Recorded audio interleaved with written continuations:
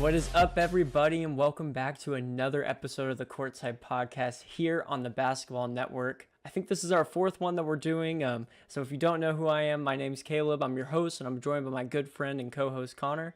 Connor, back with another episode. How we doing? Doing good, doing good. Yeah, it's kind of crazy that we're on the fourth. I feel like we just started this one. Man, yeah, I'm excited though. I think we got a lot of good stuff for this episode. For sure, and I think we're going to be touching a lot of different parts of the game of basketball, a couple of WNBA things, NBA, also college basketball. So excited to jump into it. But just a quick agenda for today's show. So we'll be going over some tentative, maybe upcoming rule changes and an outlook change for college basketball and the landscape of that. And then also maybe some updates to the NCAA tournament, as well as the NBA 2K ratings just dropped. So we'll talk about our reactions to that, discuss maybe who was overrated, underrated, and who was at the top for the highest overall in NBA 2K.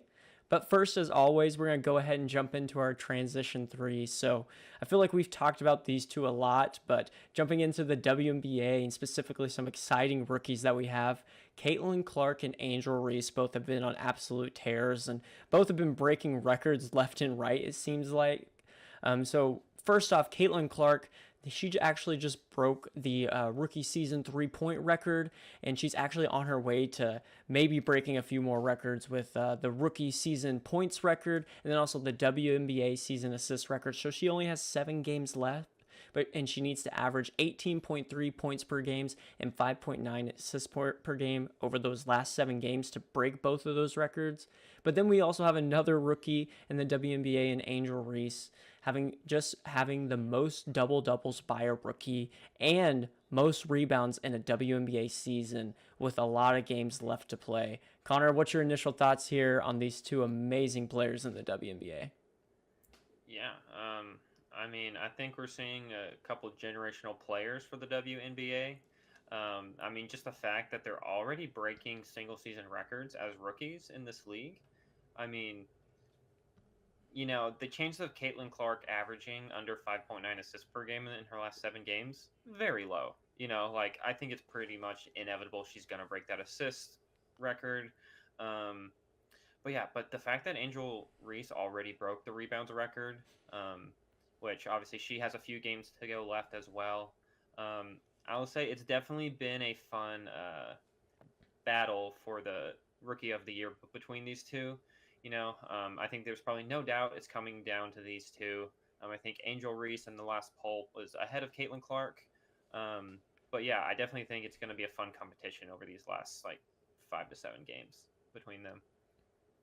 Yeah, and Caitlin Clark has, I think, since the Olympic break, only had 1 game where she was under 6 assists per game. So I'm anticipating that record to be broken. And then her scoring has just been elite since the Olympic break as well, having multiple 20-point games, 130-point game to go with that also. So I can see both of those records being broken pretty easily. And Angel Reese, she's had multiple 20 rebound games, probably one of the best rebounders we've seen in the WNBA. I saw a stat earlier. She actually has more rebounds than 75% of WNBA players have had in their career, and she's in the middle of the regular season of her rookie tenure. So that's just a crazy stat, and continue to see them dominating and growing the game on the women's side is really fun to see. But then we also had some more news that came over this past year, or past week, for the NBA offseason, and a lot of extensions have been being signed this offseason. The most notable is my favorite, Steph Curry, signing a 1-year extension with the Golden State Warriors for $62.6 million. This will keep him under contract through the 2026-2027 season. That is just a lot of money. That actually helps him pass $500 million in career earnings, which only LeBron James and Kevin Durant have done. Connor, initial reaction to this one? Dude, that's just a boatload of money. I know that's not the most we've seen for 1 year for a player now, but dude, $62.6 million for especially Curry's probably towards the end of his career. I definitely thought it was interesting. They're already offering him this deal, because I think he still had a couple years left on his contract, if I'm not mistaken. But yeah, I know Curry has said more than once he wants to retire a Warrior. I know, people were freaking out because he took Warriors guard out of his bio. Definitely a big overreaction from everyone who was pointing that out. There's no universe in which Curry does not finish his season here. Yeah, and I think going off of that, there was a big controversy how Steph Curry had changed his bio on all his social media platforms, as you mentioned, removing Warriors guard and instead entering Olympic champion. He actually spoke to that and just mentioned he was so proud of being an Olympian this past year over in Paris and winning the gold for Team USA, that he just felt like he just needed to remove the Warriors side of thing and just put that he was representing his country. And then one last thing to mention on this one, because I saw a lot of questions on this on social media, was why are they only giving him a 1-year extension? And this is actually because the NBA's over 38 rules. So whenever a player hits that 38-year-old mark, you're only able to give them 1-year extensions. And so that was the max that Golden State was willing to offer them. But to speak to your point on him, maybe going into the end of his prime or past his prime and being this old and them still giving them this extension this early, I think that just shows Golden State's commitments to Steph Curry. We saw them lose Klay Thompson this past offseason, so didn't want to lose another one of those trio members and really just wanted to commit to him in the long term and making sure that he finishes his career off there. Yeah, for sure. Obviously, Curry was the big headliner here, rightfully so. We do have a couple other, some mid-level, I think, signings that happened. TJ McConnell and the Pacers agreed on a 4-year, $45 million extension, and Zubac just agreed with the Clippers for a 3-year, $58.6 million. Obviously, we're kind of I think those are pretty good deals for those guys. You're just over $10 million on both of those. I think that's a really big steal for both of those teams, especially in a day where players, it seems like everyone, is getting north of 15 mil, especially at their production levels. I think this is a steal for both of those teams. Yeah, I mean, TJ McConnell averaged a career high in points per game, being at 10.2 last season. And even though that doesn't sound like a whole lot, he really bolsters that bench presence for the Indiana Pacers, which, they went on the run to the Eastern Conference Finals last year. And then you also have Zubac, who had a career year as well, averaging career highs in points and rebounds, both at 11.7 and 9.2 respectively. So I agree. I think getting these guys under the 15 million mark for the year, specifically TJ McConnell, and then even Zubac, just with their production on those teams, just securing them for a longer period of time is really just going to help those teams continue to develop them. And so excited to see that we're seeing some mid-level guys get some love, especially TJ McConnell. Love to see the way that guy plays. And then the last one we want to talk about for our transition 3 are the Boozer twins. So Caden and Cameron Boozer are set to visit Duke, Miami, and Florida here in the next couple of months. So if you don't know who the Boozer twins are, they're actually twin sons of a former NBA player and 2-time NBA All-Star Carlos Boozer. And a little background on him, he actually played at Duke and won a national championship with them in 2001. So we're seeing them visit Duke along with Miami and Florida. Both are 5-star plus prospects, with Cameron Boozer actually being the number 2 player in the country according to 24/7 Sports. I think we can see them lean probably a little bit towards Duke just because of who their dad is and that's where he played, but great to see that these guys are just getting that notoriety and getting some visits in this upcoming month. Yeah, no, it's definitely cool. Just to see, sons of former NBA players get this kind of attention. Especially like Cameron being ranked number 2 in the country is just absolutely crazy. But yeah, obviously I think this is, a typical thing for Duke, to have these 5 stars interested. But I mean, this is a pretty big deal for Miami and Florida. Obviously, I think obviously Florida has won some championships and Miami hasn't been a horrible team. But they're definitely programs who aren't used to having 5 stars just constantly come in and out. So I definitely think it's pretty interesting that they're considering those 2 teams. Yeah, and Caden's no slouch either. I want to mention he is the number 18 player in the 2025 recruiting class as well. And they actually previously visited Kentucky back in 2023, but that was when Coach Cal was there. So not sure if that's still up in the air yet or if they're still interested there now that he's moved over to Arkansas. But Obviously, super exciting to see both of these players looking at these different schools. And last thing I'll mention on this one is they did talk and say that they're not linked together just because they're twins. That's not set in stone that they are going to the same schools. But obviously, if the same schools are both pursuing you and your brother, that's going to be a consideration. Yeah, I mean, I don't mean to like stereotype this, but I feel like terms of twins, especially when picking a college, I feel like they're typically probably going to head to the same school. Um, and so obviously, like they said, they're not tied together, but I mean, I think I'm expecting them to probably end up at the same school. Yeah, and I think the expectation is probably Duke, but we'll have to see where that comes at the end of this upcoming season.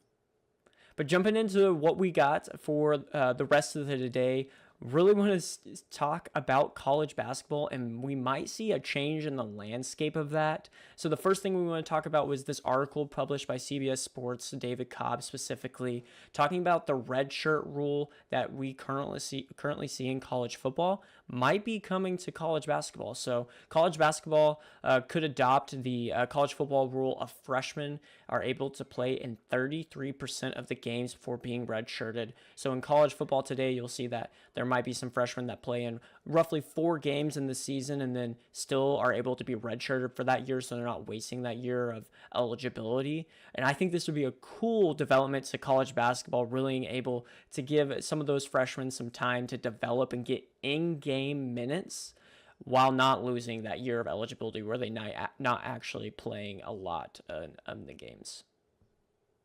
Yeah. I mean, I don't see a situation in which anyone would say no to this. I know the coaches are definitely probably like, oh, please bring this immediately. Um, Obviously, you probably won't see headlines about this, in college football about, players playing in a few games. But honestly, it's really important, for these freshmen to get in game reps. It's so hard to simulate what an in game is like. So just especially that obviously in college basketball, it's going to be probably 10 games is what players are going to be able to do. Um, I think it's probably going to be especially true for these smaller schools.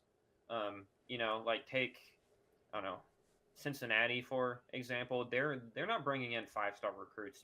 They're probably going to be dealing with a lot of older players. And so when they get a freshman come in, that freshman probably won't play for the first year or two.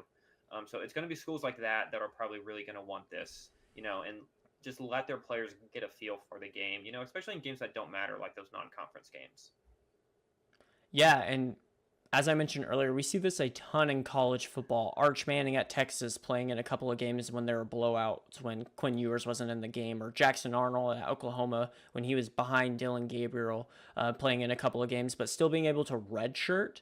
And then now they have those in-game reps that they've actually contributed, but they weren't blowing their redshirt year, and then coming in and having a full year where they're fully prepared because they've already had those reps. I think this is a win-win situation for college basketball. I also think with how the transfer portal is shaping up and now college basketball is getting older because guys are able to, continue to transfer and then make money with NIL. This is going to help the freshmen a lot when it comes to playing times because they're going to be able to use those couple of games that they played in the previous season and those repetitions and continue to develop there and then use it in their actual redshirt freshman season. And something Yeah. interesting that I thought about this was this is going to help not only in non-conference action early in the season, but then also with blowouts whenever their team is up by 40 or 50 points. It's going to help the starters not get injured because you have additional guys that you can pull in off the bench and play meaningful minutes at that time when maybe the starters wouldn't get as much out of it.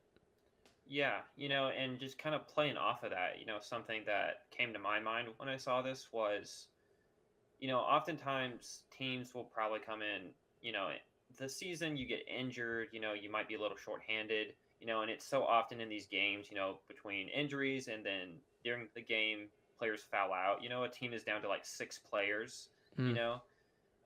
I think this could be huge, because then maybe for a couple games, one of your players that you're redshirting can come in and play some minutes, when you need it. So you're not just running 6 guys out there.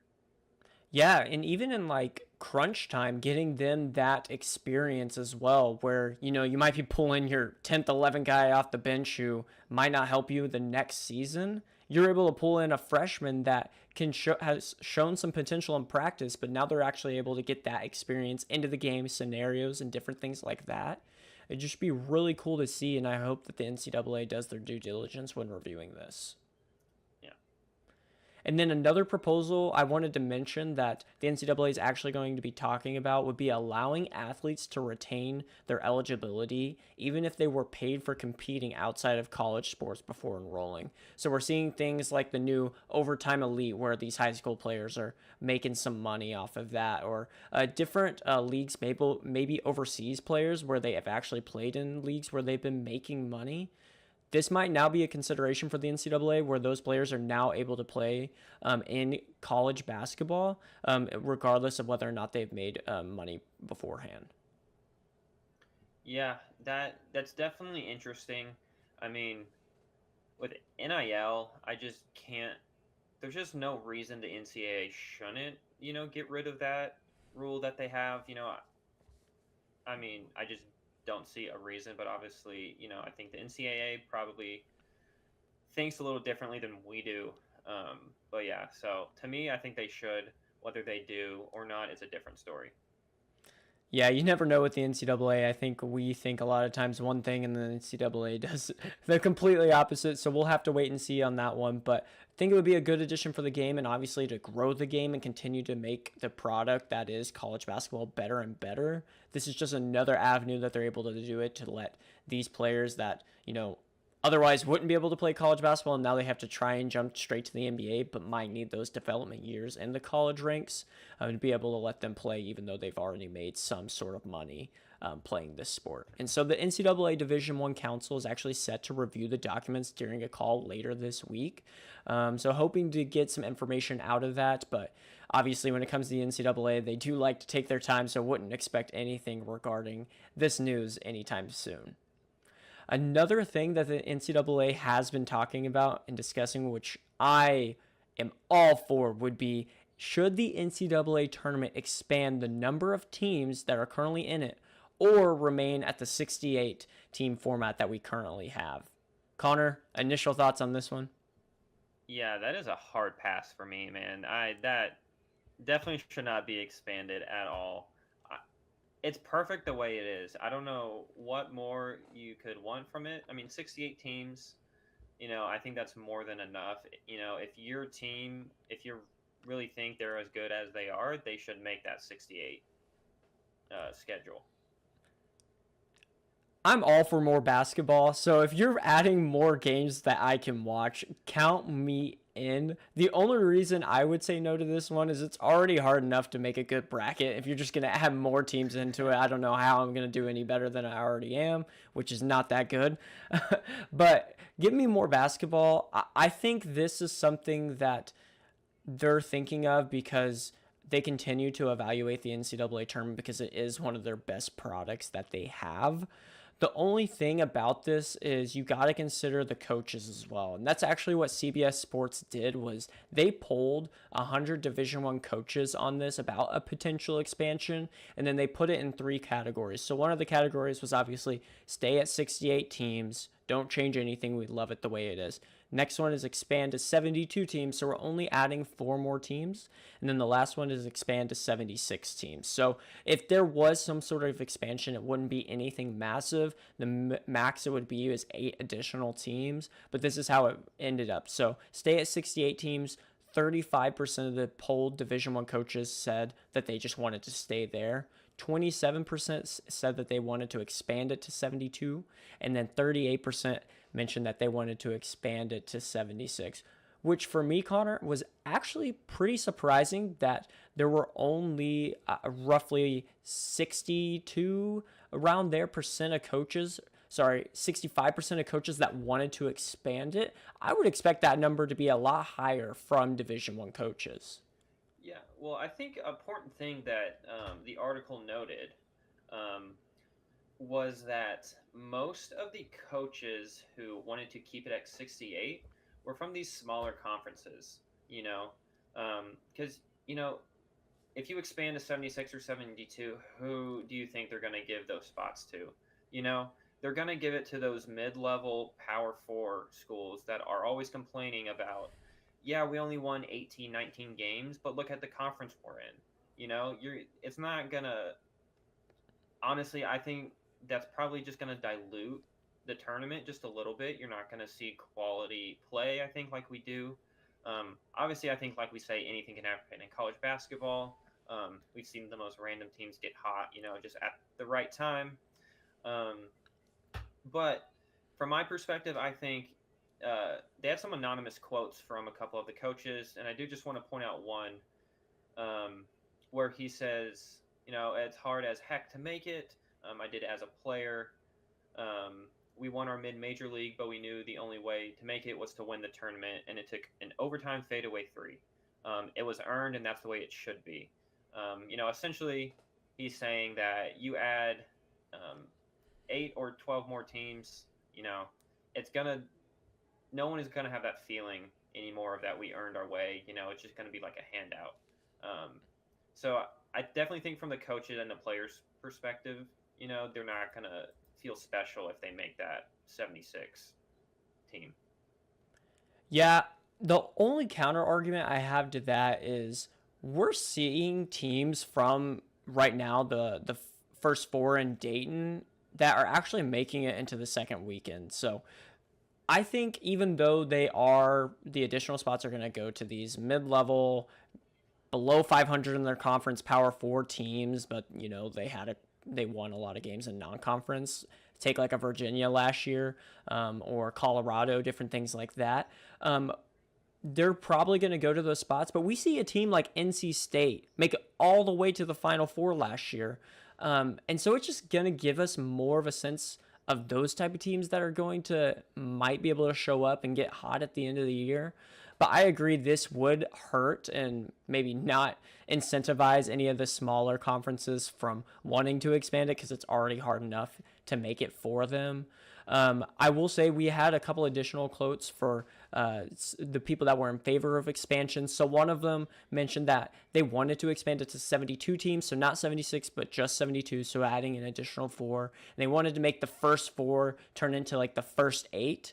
And then it would be the last 8 that are in off the bubble. So currently how it is, the last 4 in off the bubble are getting in there. But one thing they did mention, and I completely agree with this, is they're wanting to stop making low and mid majors who won their conference tournaments play in Dayton. I think we see that a lot, specifically with these 16 seeds who, might not have had the best year, but they came in and they won their tournament and they got the automatic qualified spot into the NCAA tournament, but then they're having to turn around and play in the first 4, which I 100% agree with that. If you win your conference tournament, you should be in the normal bracket, the field of 64. It should be those teams that are coming in off the bubble that should be playing in Dayton. Yeah, no, I definitely agree with that point. I think it's a very good point. It just because I know whenever I look at the bracket, I'm always surprised to see some conference champions competing just for one of those play-in spots.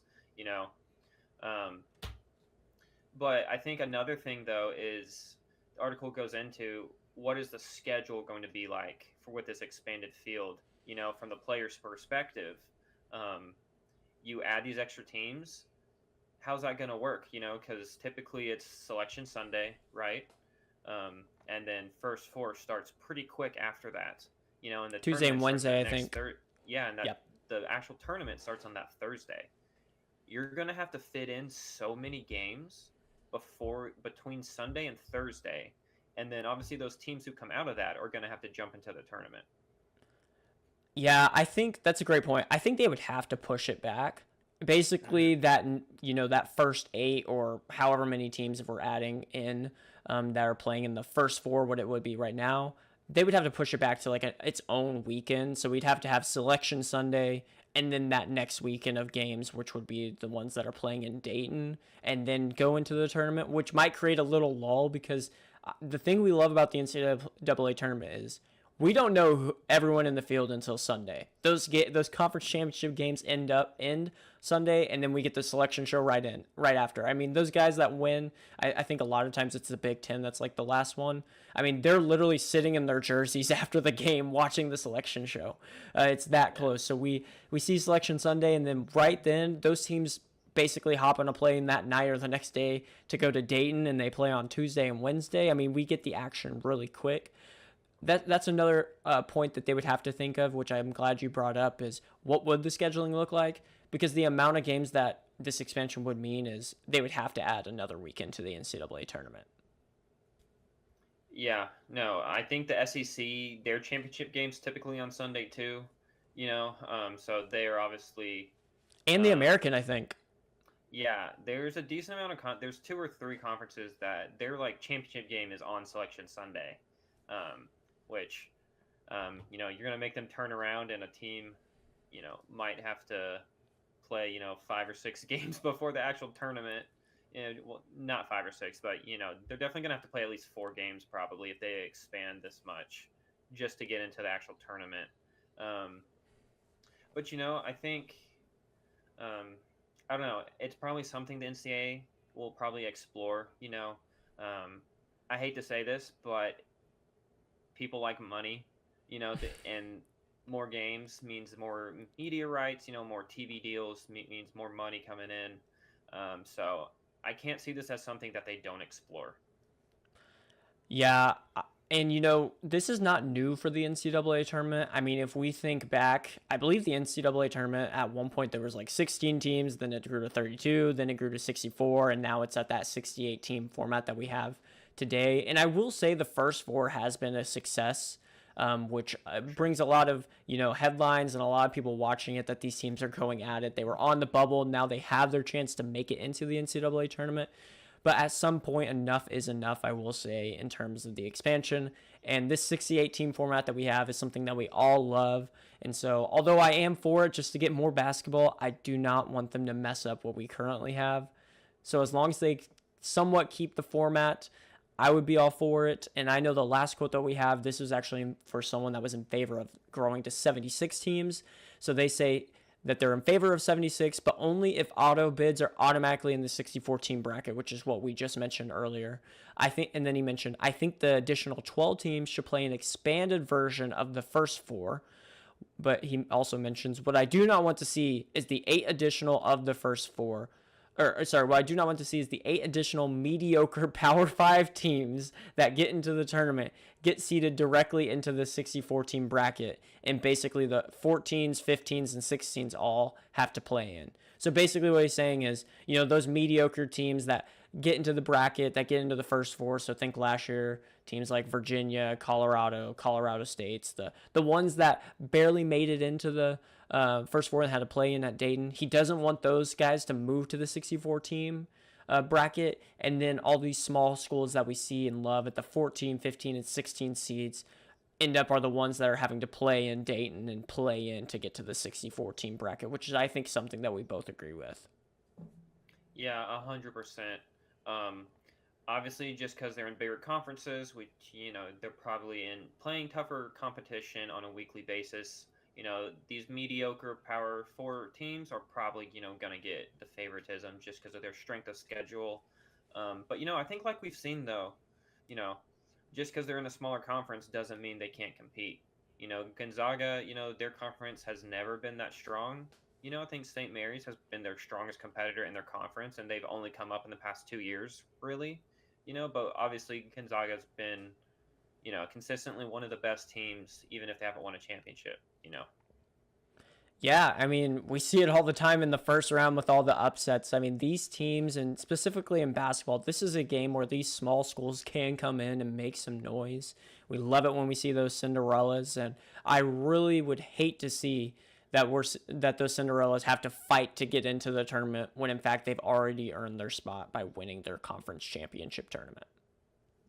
Yeah. This reminds me just a little of the college football playoff and what they're trying to figure out. I think obviously this tournament's a lot older than the football playoffs, but the playoffs they're trying to figure out what's the best number in terms of what's the cutoff to where teams, just can't compete with other teams. They started with 4, which obviously I think that's a good number, and then they got the 12-team playoff debuting this year, to try to get some of those, bubble teams that could have been in the playoffs, but obviously were edged out, by conference champions. Because obviously in the past couple years, especially when Michigan got in a couple years ago over teams that had, 20 plus wins where Michigan had like 18 or 19, sparked a controversy, and I think that's something they're trying to solve with a potential expansion. But then the thing comes is, right now it's who are the 68 teams and where does, 67, 68, 69, and 70 land? And then once they expand it to 72 or 76, we're just going to be looking at the bubble again. What about the 80th best team, Yeah, exactly. Yeah. It's never going to end, and it doesn't matter what number you end up at. There's always going to be controversy around it.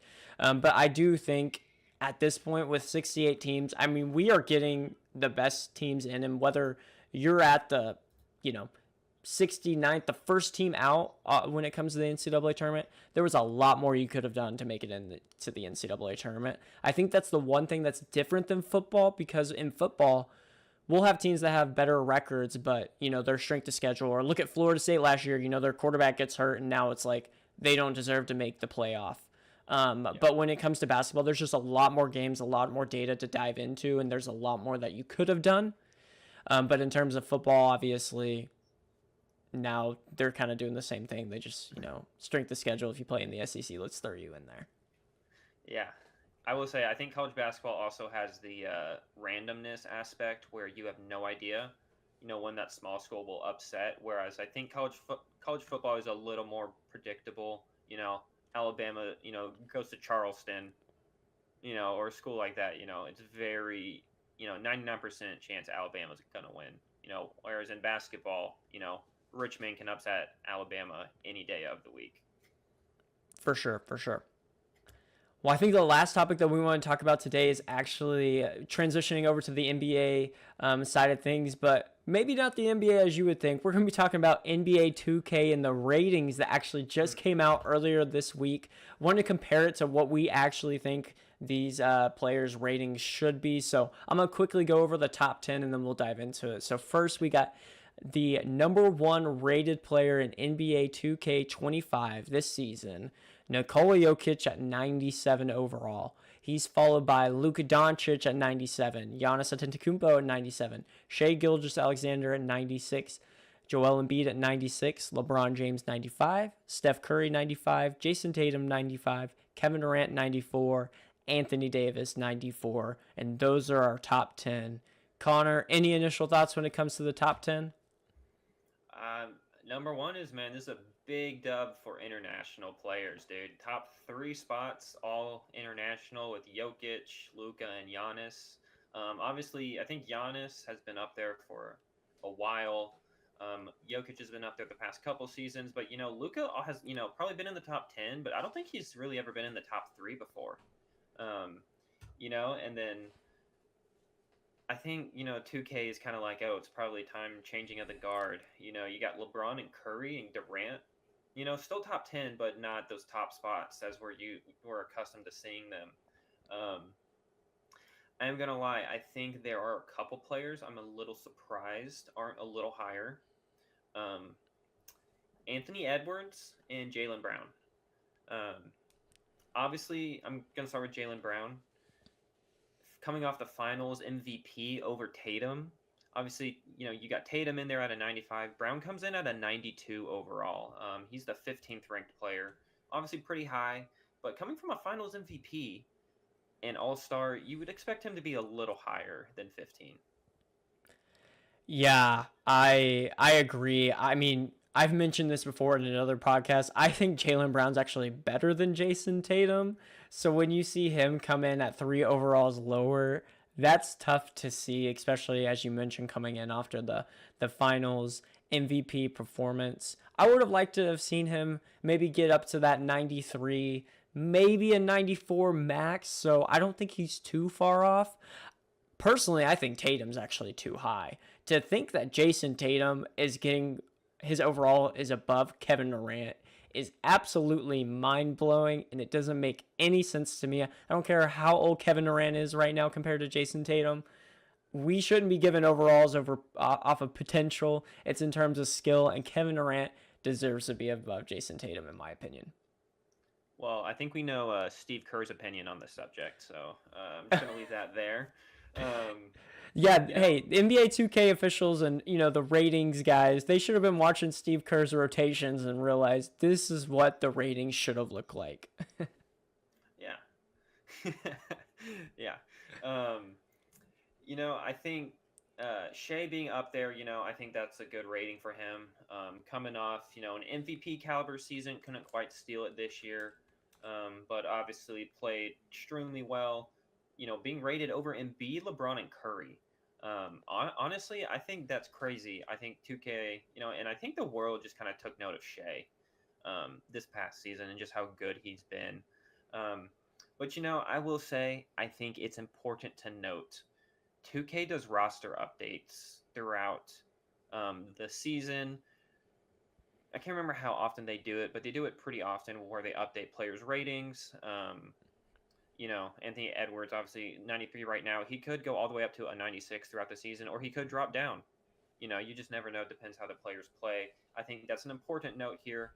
So, Jaylen Brown, if you want to be up there with your friend Tatum, just go out and prove 2K wrong.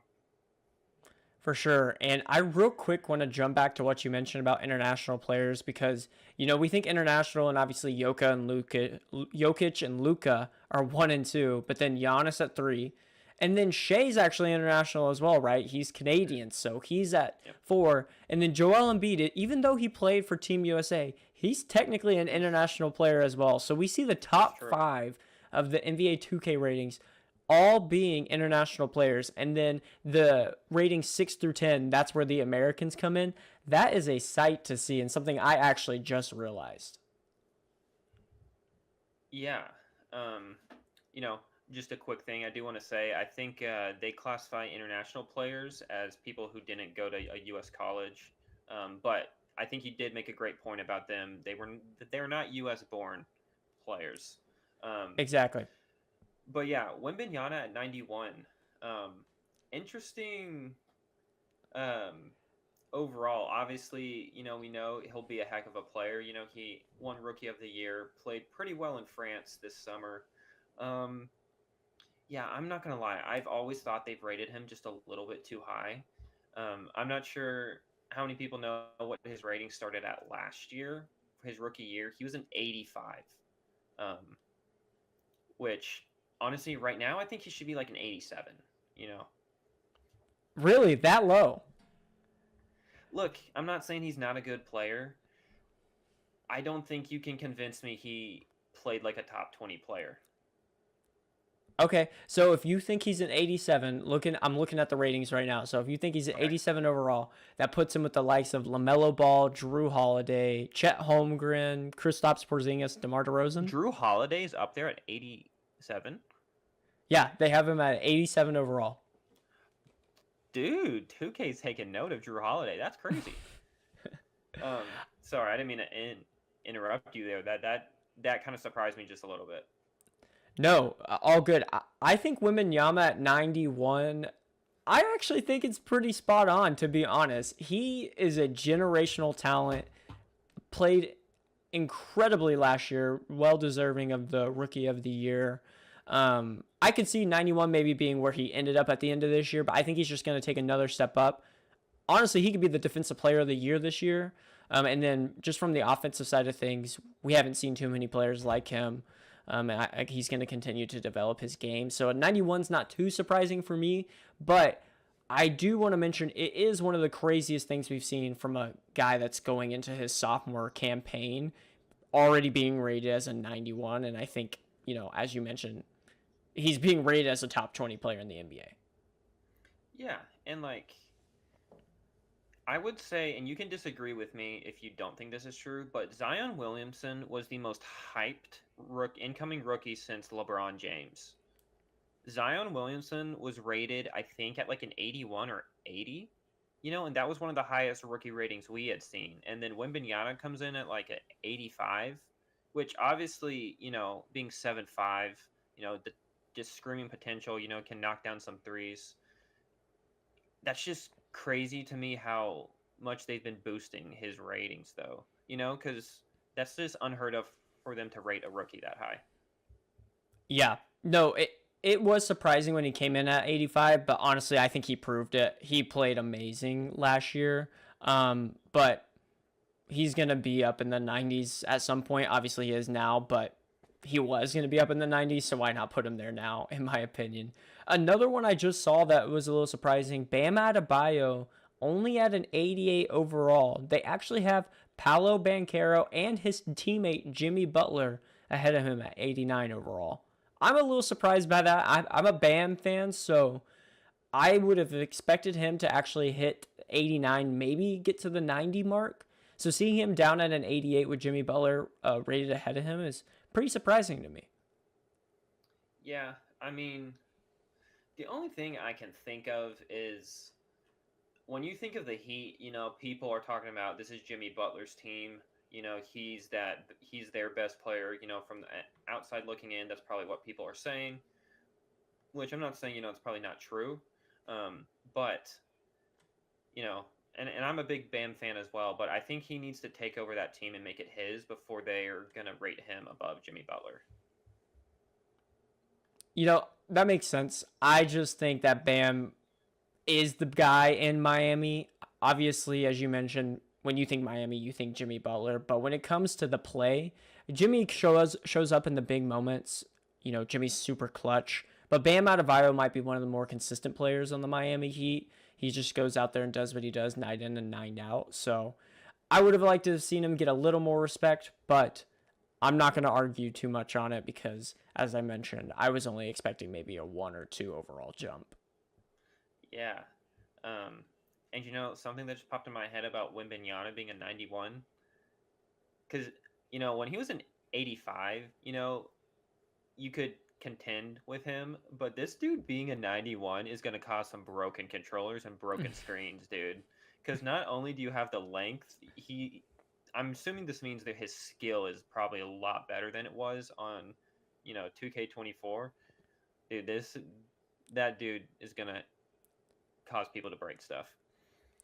Yeah, I've already seen some videos of him and his handle, and it looks like he's a point guard out there, which is just absolutely insane. The last one I wanted to mention, though, is Jalen Brunson getting some love and respect coming up at the 93 overall. So he's actually the 13th highest rated player in NBA 2K this season. You gotta love to see it from the Villanova guard and, the guy that's pulling the Knicks and putting them on his back and now has a great team surrounding him. I think it's really cool to see him up there in 93 overall. I think it's well deserved. Yeah, I mean, that dude lugged his team to the, conference semis. I think, they were getting a little injured at times. In the playoffs, I think he played the best he could. Like I said with, Shea, I think 2K's taken note of how well he played. You don't have a 30-point per game scorer, and him not be at least a 90. Yeah, I think this is a great rating for him. Yeah, 100% agree. Well, anything else that stands out to you? Actually, we talked about Kevin Durant. Dude, I kind of want to talk about the Suns. Obviously, when they got Bradley Beal last season, people were like, oh, this team's about to be good. Obviously, they didn't have the best season last year. So I just want to say Kevin Durant's coming in at a 94, Devin Booker 93, Bradley Beal coming at an 85. And then their top 5 players are rounded out at Nurkic and Tyus Jones are both an 80. I kind of want to get your thoughts on Bradley Beal. I think Bradley Beal is going to have to show something this year. He obviously, when he was with the Wizards, he was basically the only guy on that team and could kind of just go out there and get buckets. But now that he's playing in a system where he has other star players around him, I think he's got to learn how to play in his role. And for Bradley Beal, when you have a guy like Kevin Durant and a guy like Devin Booker that's going to be playing a little more off the ball. Sometimes you might be sitting in the corner, get ready for the catch and shoot. But we know Bradley Beal can shoot, and I think he can play that role. I just think he has to stay healthy enough to do it. So coming in at 85 overall, I think that's respectable, and it makes sense considering what his last season looked like, and honestly the season before that, just being injured and how he was. But I do think Bradley Beal still has that potential to go up. But I could also see a season where Bradley Beal ends up, his 2K rating drops down to an 82. Yeah, I think you made a really great point. Especially, I think a big thing is him staying healthy, because even last season he struggled off and on with injuries. But I think the biggest thing about why he had such a down year, he was out of position, and I don't know why they ever thought that using him in that way was a good idea. Because they tried to get him to play point guard, and as good as Bradley Beal is, he's not a point guard. So I think with Tyus Jones there, I think they need to let Tyus Jones run the point. And they also have Monte Morris as well. Let those guys be the playmakers. Bradley Beal naturally is a scoring guard, which I know they got Devin Booker obviously in that position as well. I don't think there's a bad thing in having two scoring guards. Mm-hmm. Yeah, I agree. I would have rather them put Devin Booker at the point guard spot and just allowed him to score a little, like be more of a scoring point guard. I don't think Bradley Beal ever was the right option from the point guard position. You might call me crazy, but I feel like I would rather give the ball to Kevin Durant, and let him drive. Because, Kevin Durant will just draw the whole team in, Yeah. Whereas, obviously, if you're Bradley Beal and you drive, I think teams are probably more scared of Kevin Durant than they are of Bradley Beal. I think after the injuries, Bradley Beal doesn't have that step anymore. He still has a step. He's still a great offensive player, but to get to the rim or anything like that and actually make people worried about you finishing, I don't think he has the step. I think he could get there, but then he's going to get contested and might not be able to finish. Where, as you mentioned, you have a guy like Kevin Durant going down the lane, he might just throw it down on you. When I don't think Bradley Beal is going to be doing that. I'm excited to see the Suns this year. I'm actually pretty high on them. I think they had some good additions. Tyus Jones and Monte Morris are definitely great complementary guards to have, where they're not going to do anything flashy, but they don't need to. You got Devin Booker, Kevin Durant, and Bradley Beal on your team. They just need to get everybody in the right spots and let the other guys eat, and then they'll be averaging double-digit assists. Yeah. No, for sure. I mean, I think if the Suns figure out who they want running the point, and just figure out the balance that they just kind of lacked last season, I think they'll be a contender in the West. I mean, it's kind of hard not to be when you have Kevin Durant. For sure. But man, that West is loaded. I'm excited to see it, but It's going to be a good one. Wrestling match out there this season. For sure, for sure. Well, anything you wanted to add on this one before we jump off? No, I mean, I think it'll be interesting to see how the players progress, because they base it off their in-season production. So, yeah, I guess, players, if you think you're too low, go out and prove it and show 2K that you're better. Yeah. And hey, 2K is about to release. The Hall of Fame edition actually releases on September 4th, so here in 2 days. From the time of recording this, and then it's going to be available to everybody else on September 6th. So, hey, I'm excited to jump into it. Connor and I are going to have to jump on the park. Maybe we can run some twos and see how we do. Oh, yeah. Well, great. Well, I think that's all we had for today's show here on Courtside. Did want to mention, again, thank you to everyone that's watching and listening. So if you are watching on YouTube, as always, make sure to drop a like. Drop a comment, let us know what you want to hear and what you thought, or if you have any hot takes that we can talk about, and make sure you subscribe as well. And then if you're listening on any of the podcast platforms, we really appreciate those 5-star ratings. So if you could give us one, that'd be awesome to see. Also, leave a comment there as well. But again, appreciate everybody's support, and we'll see you next time on Courtside. Peace.